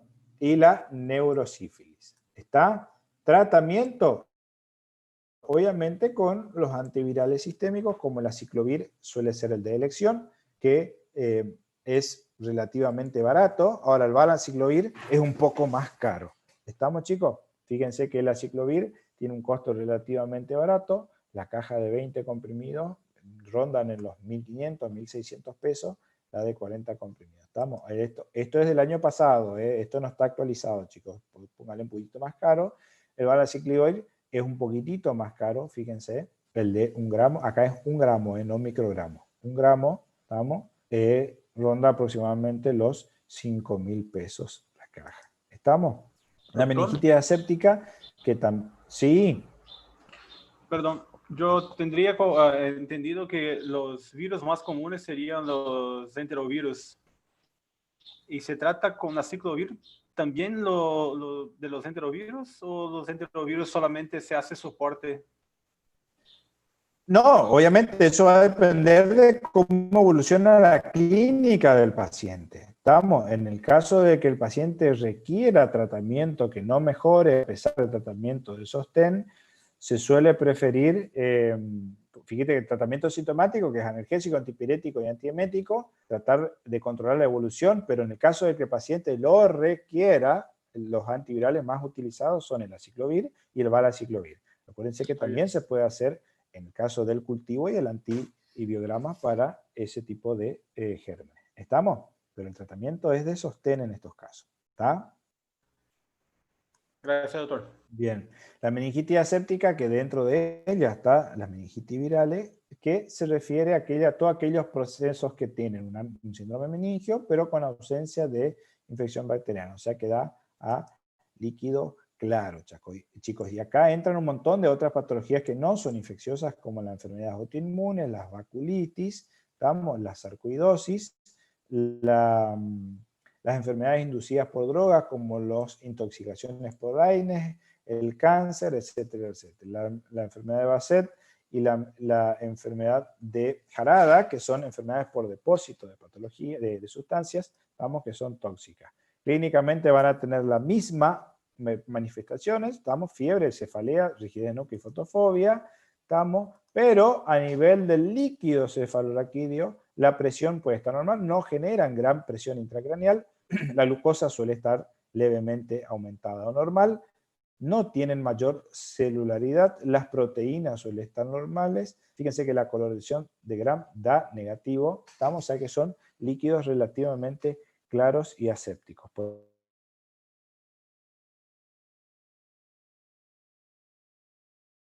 Si eso traspasa la meninge y llega al tejido encefálico, se pudiese producir la inflamación del parénquima cerebral, que es una patología que se asocia, ya que la meningitis está solo circunscripto a la meninges. Si se sobrepasa esa barrera, puedo llegar a producir la encefalitis. ¿Estamos? Si yo tengo una meningitis más una encefalitis, vamos a hablar que tengo una meningoencefalitis. Si compromete la médula espinal, vamos a tener una encefalomielitis. ¿Estamos? Y si compromete las raíces nerviosas, vamos a tener una cefalomieloradiculitis. ¿Estamos? Obviamente eso va a depender del grado de extensión que tenga la patología. ¿Estamos? Las infecciones virales del sistema nervioso central generalmente son secundarias a un proceso o una viremia. ¿Estamos? Un proceso infeccioso viral a nivel sistémico. Y aquellos virus que atraviesan la barrera hematocefálica y que llegan al sistema nervioso central, lo hacen por vía hematógena en la mayoría de los casos. ¿Estamos? Por ciertos procesos inflamatorios que generan la invasión de esos virus, aumenta la permeabilidad de la membrana hematoencefálica y logran así atravesarlo. ¿Estamos? Fíjense que en cuanto a los virus, chicos, tenemos grandes familias, hay muchos virus que producen encefalitis, mucho, y eso va a depender de la distribución geográfica a nivel mundial. ¿Estamos? Fíjense que más de 100 virus son los que pueden causar las encefalitis. ¿Estamos? En los pacientes inmunocompetentes, el virus Zoster, el de la varicela y el Epstein-Barr, por ahí son los más frecuentes en nuestros medios. Fíjense las grandes familias, los arbovirus, los flavivirus y los bunjavirus, ¿está? Como se ve acá en esta gran clasificación. ¿Está? Y ustedes van a ver, y, perdón chicos,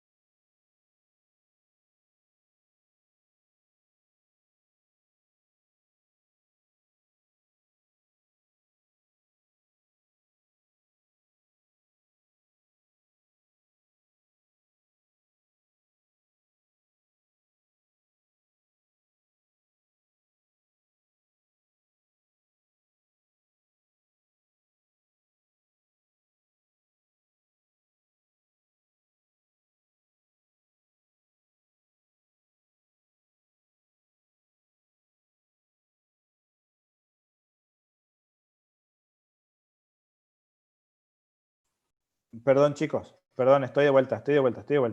Estamos, entonces, fíjense la gran cantidad. Ustedes van a mirar esto y van a decir, ¿qué es esto? Pero no, la idea es que localicemos cuáles son los virus por ahí más comunes en nuestra zona. Estamos, fíjense que son la encefalitis equina, sobre todo en el sur y en Centroamérica, estamos, y el virus de los flavivirus, que se ve mucho en la región de Brasil y en el sur del Paraguay. Estamos, principalmente, fíjense, por los transmisores de estos virus, que son los Aedes y los Culex, que son mosquitos que se suelen localizar en nuestra zona. ¿Estamos? Muy bien. Hay una gran incidencia, fíjense, de casi 4 a 8 por cada 100.000 habitantes por año. Es bastante común la encefalitis. Fíjense que el virus herpes tipo 1 es el agente causal de encefalitis más común en la mayoría de las poblaciones mundiales. Estamos generalmente esto asociado a cierto grado de inmunodeficiencia. Estamos, obviamente, las meningitis, las encefalitis virales, fíjense que tenemos las encefalitis típicas. Esto seguramente se acuerdan que el doctor Laue jodía mucho con esto. Estamos los virus de la encefalitis de San Luis, de la esquina oriental, la esquina occidental, el virus del este del Nilo, etcétera, etcétera. ¿Estamos? En nuestro medio, por ahí los más comunes son el herpes simple, como dijimos, tipo 1, y obviamente en aquellos pacientes que estén asociados a infecciones, infecciones que le comprometan al paciente. ¿Estamos?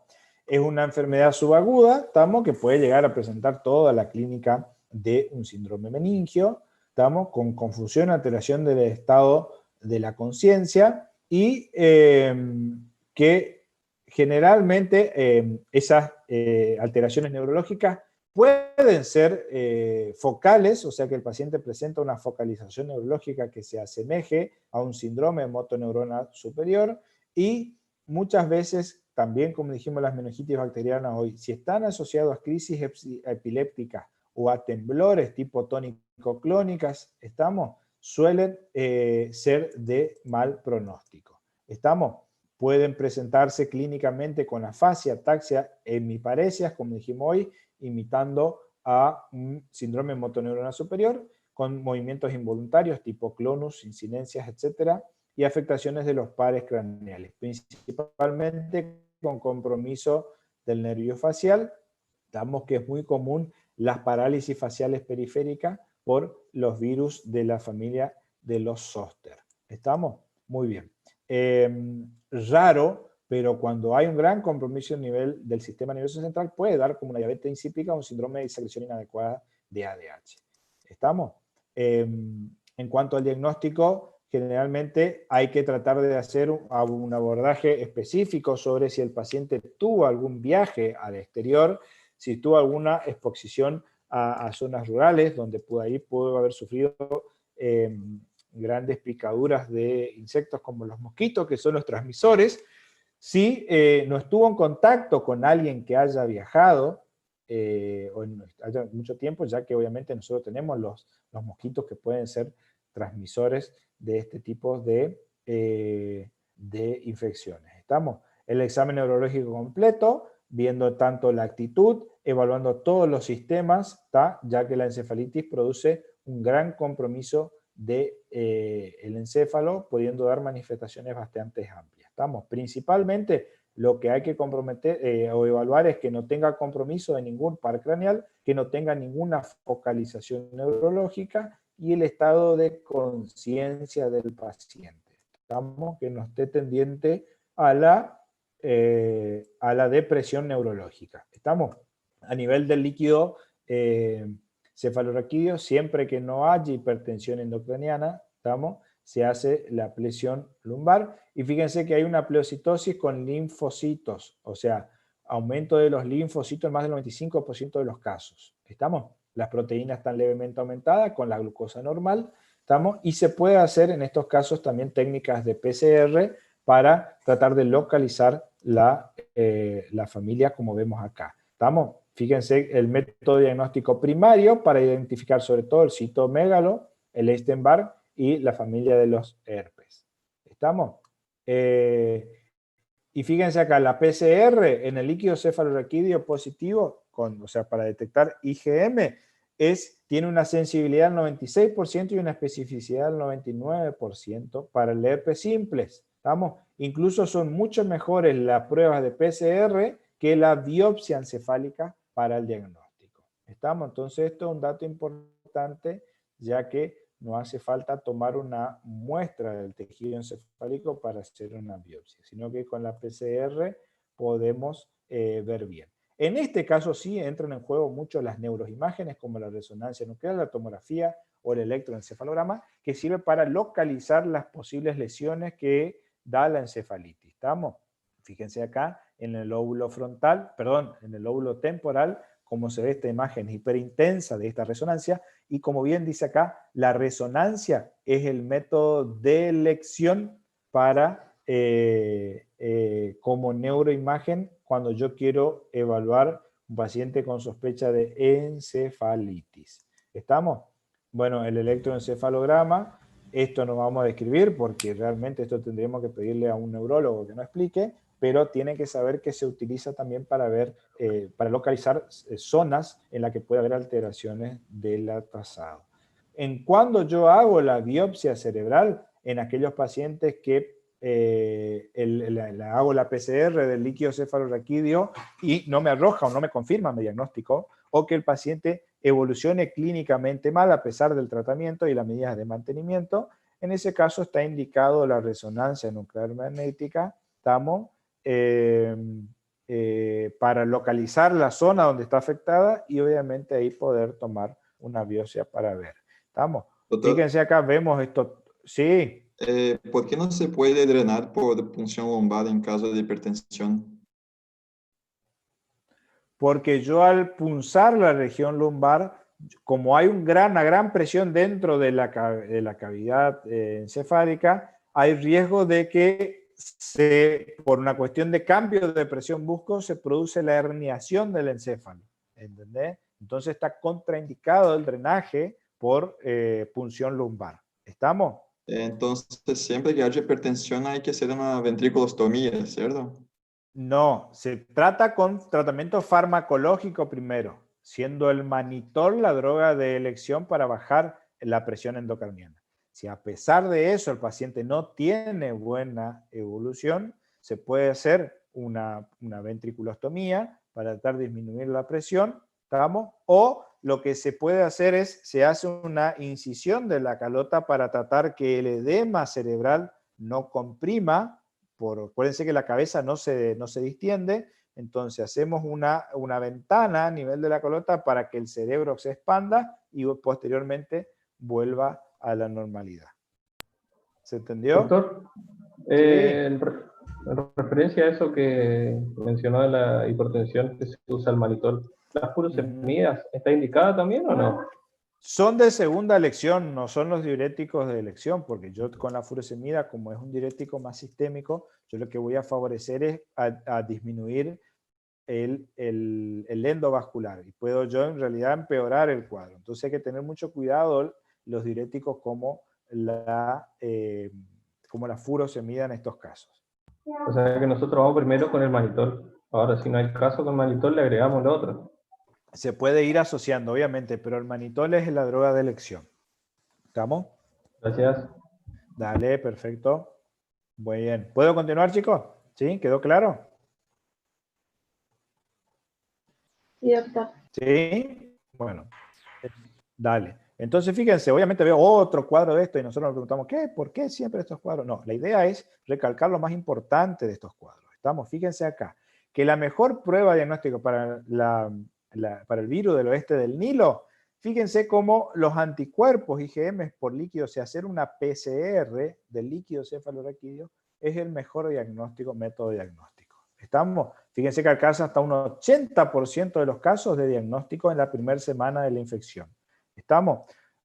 También, fíjense, en el 80% de las encefalitis por el virus herpes simplex también tienen una gran utilidad las neuroimágenes, ya que en más del 80% de los casos comprometen los lóbulos temporales. O sea que yo por neuroimágenes, como vimos hoy, una resonancia, creo que tengo otra imagen acá, voy a tener hallazgos imagenológicos típicos de este tipo de infecciones. ¿Estamos? Y además, fíjense como dice que la PCR para el herpes simple puede ser negativa en las primeras 72 horas de iniciado el cuadro, ¿está? Por lo tanto, una primera PCR negativa para una familia no descarta la patología. ¿Estamos? Cuando yo hago cultivo viral, ya que fíjense que hay que tener cuidado porque dan muchos falsos negativos los cultivos, sobre todo para el herpes simple, que dijimos que era la causa más común, o el Epstein-Barr, y dan falsos negativos. ¿Estamos? Por lo tanto, las pruebas de reacción de cadena polimerasa, la PCR y las neuroimágenes son los métodos ideales para hacer el diagnóstico de las encefalitis. Resumiendo, si yo le digo cómo se hace el diagnóstico de una encefalitis viral, La respuesta sería, se hace la PCR del líquido cefalorraquídeo o se utiliza neuroimagen, siendo la resonancia nuclear magnética el método de elección para llegar al diagnóstico etiológico. ¿Estamos, chicos? Fíjense acá, todas las causas de encefalitis que puedan ver. Le puse este cuadro de causas infecciosas y no infecciosas, ya que solían preguntar en mi época, te pedían 15, 20 causas de encefalitis. ¿Estamos? Entonces, les dejo este cuadrito. Fíjense que pueden ser infecciosas como la tuberculosis, la meningitis bacteriana parcialmente tratada, las infecciones virales, toxoplasmosis, la neurosífilis, las micobacterias, las infecciones por hongos, la invasión tumoral o la paras neoplásicas, ¿estamos? La trombosis de los senos venosos, la sarcoidosis, la vasculitis cerebral, etcétera, etcétera, etcétera. La quimioterapia, la radioterapia, ¿está? Todo eso son causas, ¿está? Por las dudas, después de esta clase sé que va a ser subida a la plataforma, fíjense en esta diapositiva como causas de encefalitis por si le pide en cantidad. ¿Estamos? En este caso, por ahí como suele ser choice, por ahí esta pregunta solemos dejar descartada, pero para un oral sí le puede llegar a preguntar qué causas de encefalitis conocen. ¿Estamos?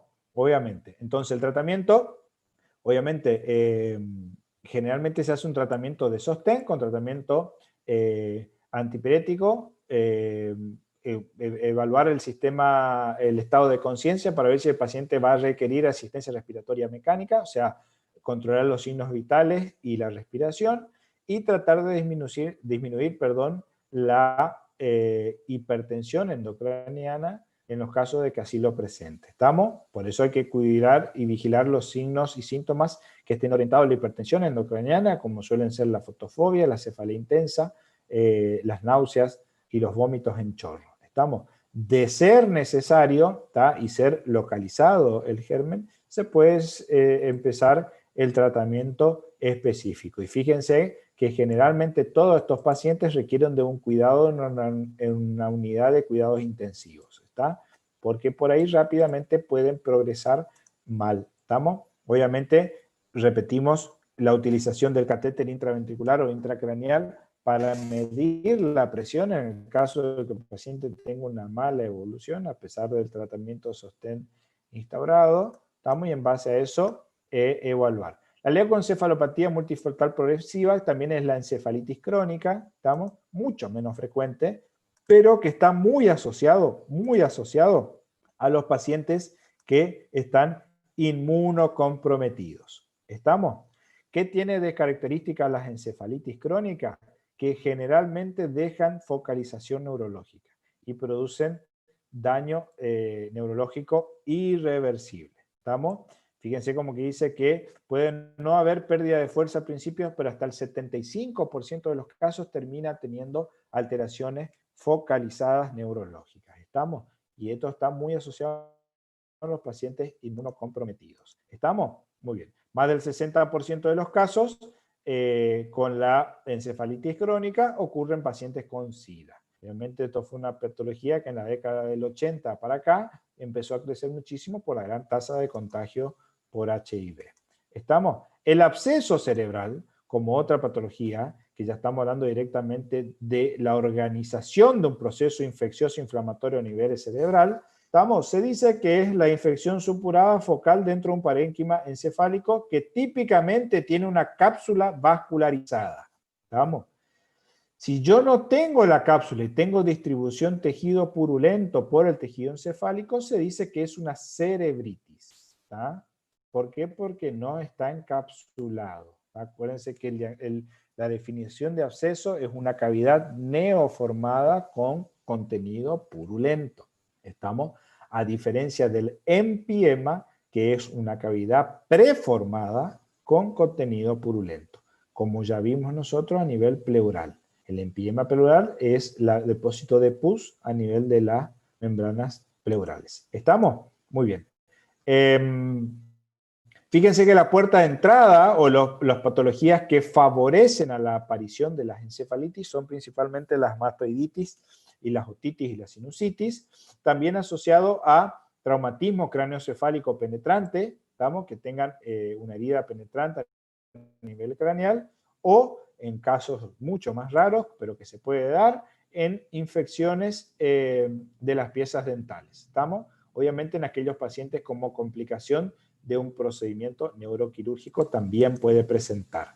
En los pacientes con HIV, los abscesos cerebrales son muy comunes por la toxoplasmosis. Es más, una de las enfermedades oportunistas más comunes en el paciente con HIV es la toxoplasmosis cerebral, pero también están la aspergilosis, las nocardias o las micobacterias. ¿Estamos? Muy bien. Un absceso cerebral puede formarse por la propagación directa del microorganismo a nivel craneal, como puede ser una sinusitis paranasal, una otitis media, la asmatoiditis o las infecciones dentarias, pero son más raros esto último, por traumatismos craneales o intervenciones neuroquirúrgicas. Estamos sobre todo en las intervenciones neuroquirúrgicas de urgencia, ¿tá? Que por ahí nos permiten hacer una correcta antisepsia, que puede haber como resultado de una diseminación hematógena, mucho más raro, ¿tá? Pero que se puede presentar, y hasta en un 25% de los casos no hay un foco primario el cual explique la diseminación, ¿estamos? Y esto se llama absceso cerebral criptógeno, también muy común en aquellos pacientes inmunocomprometidos. ¿Estamos? Clínicamente tienen por ahí más un cuadro relacionado a un componente expansivo del absceso, ¿tá? Compresivo, y suelen ser de inicio insidioso. ¿Estamos? Fíjense que sus síntomas pueden aparecer incluso hasta 2 semanas posteriormente de iniciado el cuadro del absceso. ¿Estamos? Si bien puede tener cefalea, fiebre e imitar un síndrome meningio, la característica de los abscesos cerebrales como producen compresión neurológica pueden dar focalización neurológica imitando un síndrome de motoneurona superior. ¿Estamos? O un accidente cerebrovascular. El síntoma obviamente más frecuente por la expansión y la compresión es la cefalea. ¿Estamos? Que se ven más del 75-80% de los casos. Y en el 60% de los casos, fíjense que los pacientes tienen focalización neurológica como una hemiparesia, afasia y defecto de los campos visuales que se imitan mucho si tuviera el paciente un accidente cerebrovascular, un síndrome motoneurona superior. ¿Estamos? Obviamente el cuadro va a depender de dónde esté localizado el absceso. Si tiene algún otro cuadro primario de donde inició el proceso infeccioso, y obviamente si genera hipertensión o un aumento del nivel de la presión intracraniana. ¿Estamos? La hemiparesia que imite a un accidente cerebrovascular es común en aquellos abscesos del lóbulo frontal, y en el lóbulo temporal puedo tener trastornos de los campos visuales, tener una hemianopsia o una cuadrantopsia, ¿tá? O sea que tengo solo un cuadrante del ojo en mi campo visual en el que no veo. Eso va a depender de a qué altura de la vía óptica esté comprometido. Suele tener abscesos a nivel cerebeloso, o sea, el paciente va a tener un síndrome cerebeloso que puede tener nistagmo y ataxia, ¿estamos? Y no, esto es lo importante, no hay meningismo, o sea, no produce clínica un síndrome meningio a menos que el absceso se rompa y entre en contacto con las meninges. ¿Estamos? Acuérdense que esto está por debajo de las meninges, o sea, por dentro de las meninges. ¿Estamos? Fíjense que las neuroimágenes son los métodos de elección para llegar al diagnóstico definitivo. Fíjense como podemos ver acá, el lóbulo frontal, este absceso con un refuerzo, ¿estamos? Del borde, que eso es la cápsula. Eso es en imagen en T1. Si le cambio a T2, fíjese cómo se ve más negrito o hipointenso en ¿cómo es? En el borde de la cápsula. ¿Estamos? Muy bien. Obviamente el tratamiento, como cualquier absceso de cualquier parte del cuerpo, es el drenaje de esa estructura, ya que solamente con antibiótico no es suficiente el tratamiento. Debo cubrirme con antibiótico para tratar de cumplir el foco primario si lo tuviera, ¿estamos? Y evitar la diseminación hematógena. tiene generalmente un muy buen pronóstico, sobre todo hoy en día con las actualizaciones de las técnicas neuroquirúrgicas, pero el inconveniente es que más del 20% del paciente quedan con alguna secuela neurológica, principalmente las convulsiones o las focalizaciones neurológicas. ¿Estamos? Muy bien. Ahora, para ir terminando, vamos a ver las lesiones. Nosotros estamos viendo las lesiones de la, de la leptosmeninge. ¿Estamos? Ahora vamos a ir de las lesiones de las paquimeninge. ¿Estamos? Que ahí tenemos el empiema subdural, esto también más asociado a traumatismos craneoencefálicos o a la sinusitis. Fíjense que puede dar un cuadro de acumulación de pus, en este caso, que produce este empiema. ¿Estamos? Obviamente, el método de imágenes es el método de elección, siendo la resonancia el método más característico. Y como bien dice acá, el empiema subdural es una emergencia médica, chicas, porque rápidamente comprime el tejido cerebral y puede producir la isquemia y la necrosis neuronal. Entonces esto hay que drenar en forma urgente y como tratamiento empírico empezar tratamiento antibiótico, sobre todo con cefalosporina de tercera generación, vancomicina, si yo sospecho de que la puerta de entrada puede ser piel, como puede ser un traumatismo craneoencefálico, ¿estamos? Y el tratamiento es endovenoso, ¿estamos? Muy bien. Y obviamente asociado a la evacuación quirúrgica del empiema, ¿estamos? Y como dice que es una urgencia médica, ¿estamos? El pronóstico del empiema subdural generalmente tiene buen pronóstico, ¿estamos? Y hasta el 50% de los casos presentan secuelas neurológicas prolongadas, como crisis epiléptica o hemiparesia. Por eso es importantísimo el tratamiento temprano y el drenaje temprano del empiema subdural. ¿Estamos? Si nos vamos un poquitito más arriba entre la dura madre y la calota, vamos a tener los abscesos epidurales, también asociado obviamente a traumatismos craneoencefálicos o a infecciones locales. Fíjense que en menos del 2% de los casos de infecciones del sistema nervioso central, puede ser secundaria a una craneostomía o que el paciente que haya tenido una fractura craneal y obviamente tenga la puerta de entrada de un gérmenes y mucho menos frecuente asociados a las otitis, la matoiditis o las infecciones orbitarias. ¿Estamos? Clínicamente se presentan con cefalea, siempre la cefalea presente, ¿estamos? Y fiebre, rigidez de nuca, convulsiones y trastornos vocales, ¿estamos? Pero fíjense que estos son los menos frecuentes de todos. La resonancia magnética del cráneo es el método más indicado para ver y localizar y tratar de cuantificar el tamaño de ese absceso epidural y obviamente el tratamiento es el drenaje neuroquirúrgico, que es el tratamiento de elección. Tiene una mortalidad baja, fíjense, menos del 5%, y los pacientes se recuperan en su totalidad si se logra un diagnóstico temprano, chicos. ¿Estamos?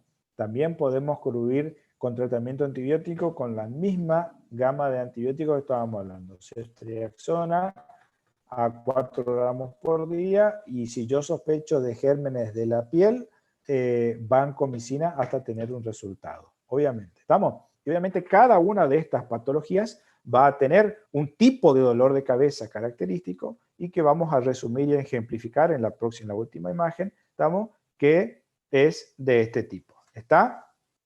Así que espero le haya servido la clase, chicos, espero que hayan disfrutado. Obviamente son temas bastante sencillos, yo creo que estos requieren temas más en cuestión de lectura, ¿estamos? Y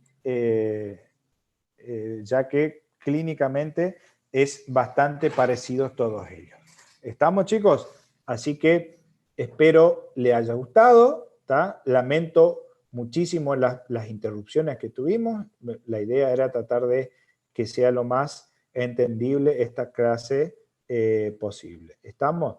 Laila, la verdad, no te sabría decir. Perdóname, pero no te sabría decir. Yo pregunté la vez pasada, ahora voy a volver a preguntar a ver si me saben decir cuándo. ¿Estamos? Según el cronograma, doctor, dice figura 9, 12 y 23. Seguro después del 4, porque el 4 o 5 es final de carrera. O sea que seguramente después de eso recién iniciarían los tratamientos. ¿Estamos? Lo que pasa es que el cronograma fue antes de la pandemia y supongo que va a cambiar eso. Sí, probablemente sí. Puede ser. Probablemente sí. puede ser.